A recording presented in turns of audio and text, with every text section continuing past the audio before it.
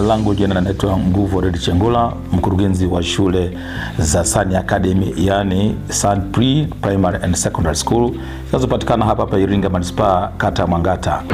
Tunapoingia Januari, wazazi walio wengi wao wanavurugikiwa kabisa kiubongo, sababu ndio wakati ambapo wao wanawaza mtoto anawezaje kwenda shule. Nataka nikwambie hapa Sani Academy hapa yanazungumzika.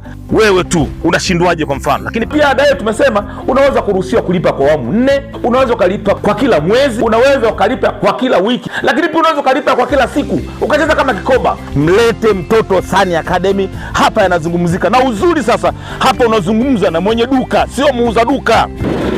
Kumbuka hii shule iko hapa mjini Iringa Manispaa. Ukitua kutoka mikoa mingine hauendi mbali, ni hapa mjini. Kumbuka urithi wa mtoto ni elimu. Na shule pekee yenye gharama nafuu ni Sani Academy, lakini taaluma yake iko juu. Na mpango mzima mwanao afike mbali kwa gharama nafuu kabisa.